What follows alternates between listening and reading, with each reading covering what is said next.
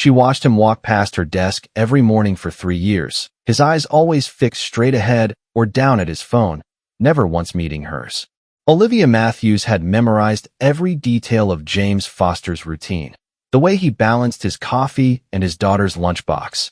How his shoulders carried the invisible weight of raising 8-year-old Emma alone.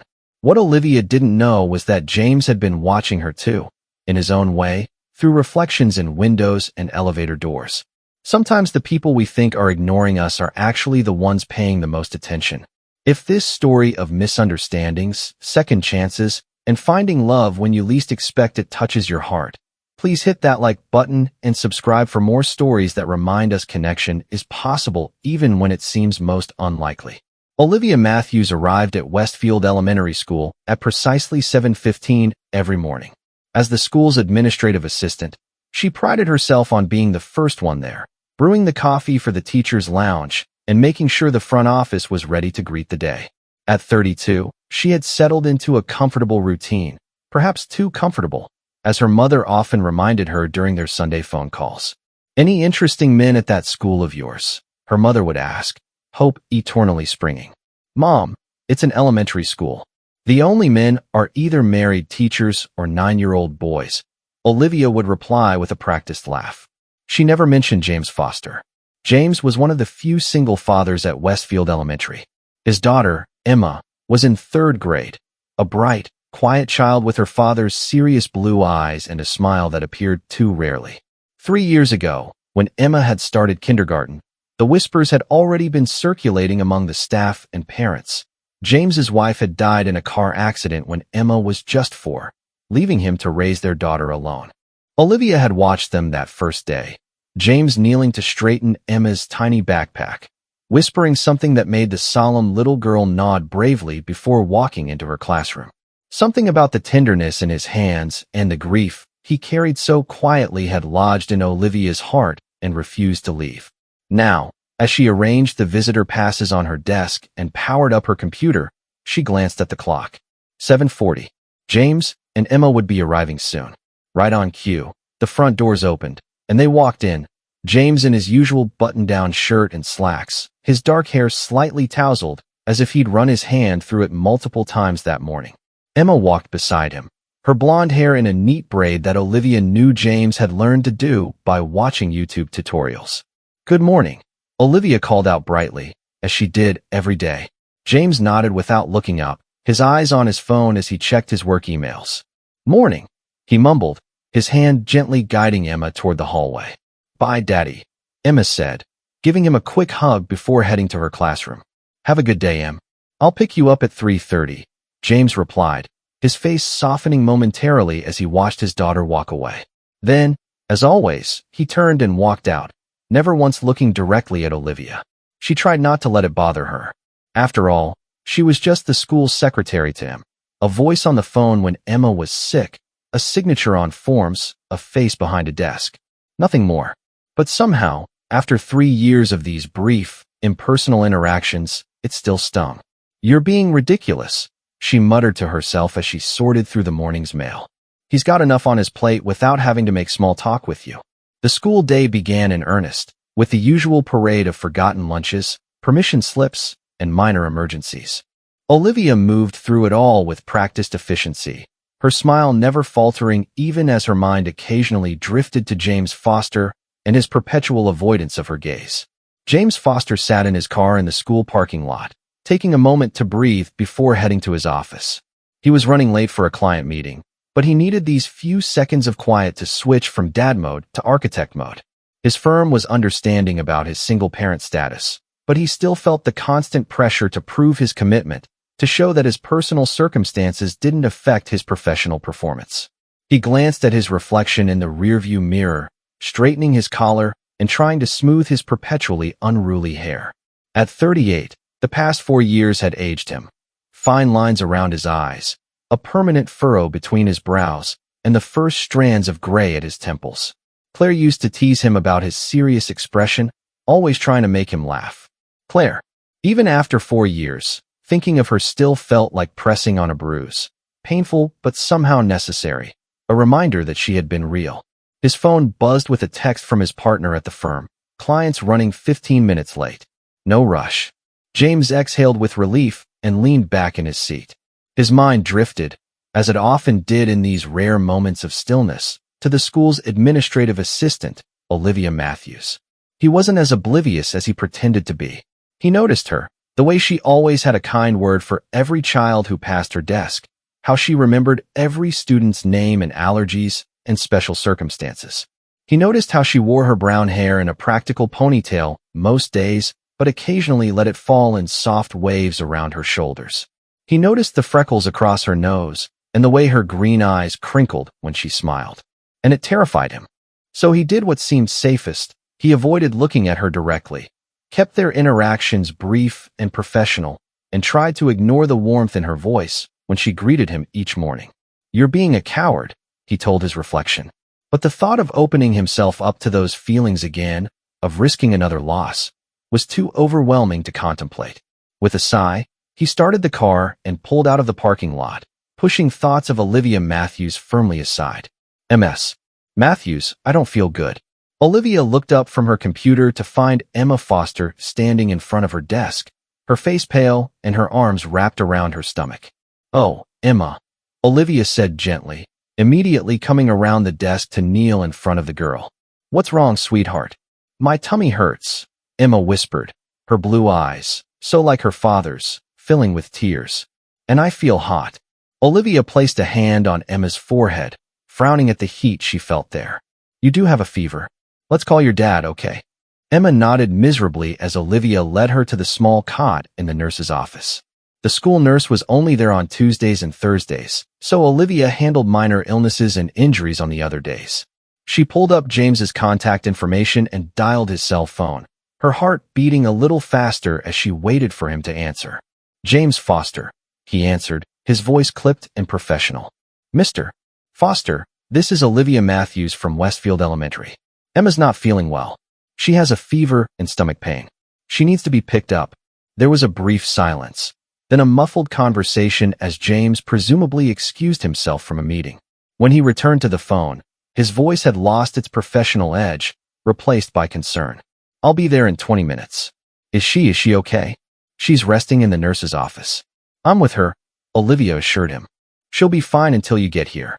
"Thank you," James said, and for once, his voice held genuine warmth. "Please tell her I'm on my way." After hanging up, Olivia returned to Emma, who was curled on her side on the cot, looking small and vulnerable. "Your dad's coming, sweetie. He'll be here soon," she said, gently brushing Emma's hair back from her forehead. "Will you stay with me?" Emma asked in a small voice. "Of course I will," Olivia promised, pulling up a chair beside the cot. Emma studied her for a moment. "You're nice," she said simply. "Daddy says you're the heart of the whole school." Olivia blinked in surprise. "Your dad said that?" Emma nodded, her eyes drifting closed. "He says you remember everything about everybody, and that you always smile even when people are being grumpy." Warmth spread through Olivia's chest. James Foster had noticed her after all, had even talked about her to Emma. She didn't know quite what to make of that. Before she could ponder it further, Emma spoke again, her voice drowsy. "He looks at your picture sometimes." "My picture?" Olivia asked, confused. "From the school website. When he thinks I'm not looking." Emma's words were becoming slurred as she drifted toward sleep. "He gets sad after." Olivia sat very still, processing this unexpected revelation. Why would James look at her picture? And why would it make him sad? She didn't have time to consider the implications because the office door opened, and James Foster burst in, his face tight with worry. "Emma," he said, immediately going to his daughter's side. Emma's eyes fluttered open. "Daddy," she murmured, reaching for him.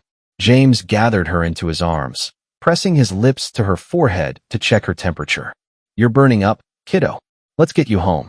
Olivia stood, suddenly feeling like an intruder on this private moment between father and daughter. "I've got her backpack and homework," she said, holding them out. For the first time in 3 years, James Foster looked directly at her. His blue eyes, filled with concern for his daughter, met Olivia's, and something passed between them, a moment of connection, of shared worry for the small girl in his arms. "Thank you for taking care of her," he said quietly. Olivia nodded, unable to look away from his gaze now that she finally had it. "Of course. That's what I'm here for." A flicker of something, regret, embarrassment, crossed his face before he looked away, focusing again on Emma. Come on, Em. Let's get you home and into bed. As they left, Olivia returned to her desk, her mind spinning with Emma's drowsy revelations and the memory of James's eyes finally meeting hers. James tucked the thermometer under Emma's tongue, trying to keep his expression calm despite his worry. 101.3 degrees. Not dangerously high, but high enough to make him anxious. The medicine should start working soon, he told her, smoothing her hair back from her forehead. Try to rest, okay? Emma nodded, her eyes already heavy with sleep. James sat beside her on the edge of her bed, watching as she drifted off, her breathing becoming deep and regular. Only when he was sure she was asleep did he allow his shoulders to slump, the tension of the day catching up with him. He moved quietly to the kitchen, pulling out his laptop to send emails canceling his afternoon meetings. As he worked, his mind kept returning to the moment in the nurse's office when he'd finally looked directly at Olivia Matthews. She was even prettier up close, her green eyes warm with concern, a light dusting of freckles across her nose, her brown hair falling in soft waves around her face. But it wasn't just her appearance that had struck him. It was the genuine care in her expression as she looked at Emma, the way she had clearly been comforting his daughter before he arrived. James rubbed his eyes, feeling the familiar guilt rise up. Claire had been gone for 4 years, and still, he felt like he was betraying her memory by noticing another woman. By wanting to notice another woman. His phone buzzed with a text from his mother. How's my granddaughter? He typed back quickly. Fever and stomach ache. Sleeping now. Probably just a bug. 3 dots appeared as she typed her response. Need me to come over? I can be there in an hour. James hesitated. His mother was always eager to help, but sometimes her presence, with her constant gentle suggestions about how Claire would have handled things, was more stressful than supportive. We're okay for now, he replied. We'll call if it gets worse. He set his phone down and moved to the living room window, looking out at the quiet suburban street. The truth was, he did need help. Not just today with Emma's illness, but every day. The weight of being both mother and father to Emma, of trying to keep his career on track while being present for his daughter, of navigating the minefield of his own grief while helping Emma through hers. It was exhausting. And now there was this new complication. His growing awareness of Olivia Matthews and the realization that she had noticed his avoidance of her. The hurt in her eyes when he'd finally looked at her had been unmistakable. James sighed, leaning his forehead against the cool glass of the window. He'd made a mess of things, as usual. Tomorrow, he would have to face her again when he took Emma back to school, assuming Emma was well enough to go, and he had no idea what to say. Sorry I've been ignoring you for 3 years. Sorry I can't look at you without feeling guilty about my dead wife. Sorry my daughter apparently told you I look at your picture on the school website. He groaned at the memory of Emma's fever-induced chattiness. What else had she told Olivia? A soft sound from Emma's room pulled him from his thoughts. He found her sitting up in bed, looking miserable. Daddy, I'm going to be sick, she warned, and he barely had time to grab the plastic basin from beside her bed before she was throwing up. It's okay, Em, he soothed, holding her hair back. Get it all out. When she was finished, he helped her rinse her mouth and changed her into fresh pajamas, his heart aching at how small and vulnerable she looked. I want Mom, she whispered as he tucked her back into bed. The words hit him like a physical blow. Emma rarely spoke of Claire anymore, had stopped asking for her mother sometime during kindergarten. To hear her ask for Claire now, in her illness and misery, reopened a wound James had thought was at least partially healed. I know, sweetheart, he said, his voice rough. I wish she was here too. Emma's eyes filled with tears. I don't really remember her anymore. Just from pictures. James swallowed hard. She had the best laugh, he told Emma, sitting beside her on the bed. It was loud and kind of snorty, and she used to get embarrassed about it, but I loved it. And she could never keep plants alive, no matter how hard she tried. Our apartment was like a plant graveyard. Emma gave a weak smile. Tell me more.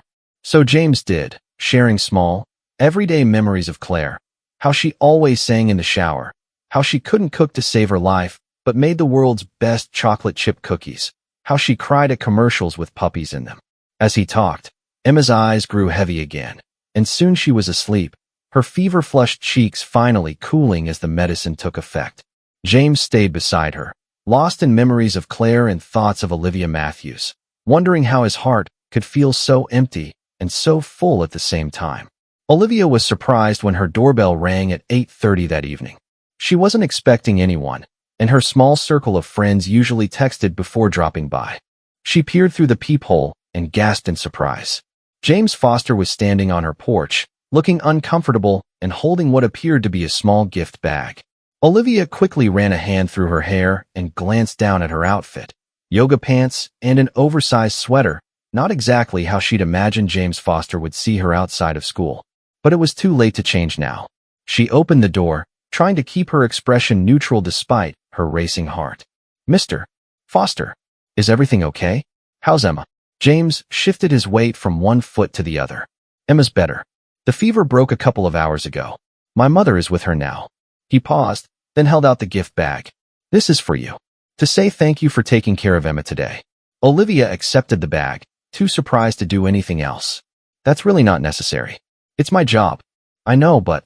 James ran a hand through his hair, a gesture Olivia had seen countless times from a distance, but never up close. "Emma told me how kind you were, how you stayed with her, and made her feel safe until I got there." Olivia smiled softly. "She's a special girl." James nodded, his eyes warming at the mention of his daughter. "She is." He hesitated, then added, "She also told me that she told you some things. About me. When she was feverish." A blush crept up Olivia's cheeks. "Oh, that. Children say all sorts of things when they're not feeling well. You don't need to." "I do," James interrupted. "I need to explain. Or at least try to." He glanced past her into the house. "Could I come in for a minute?"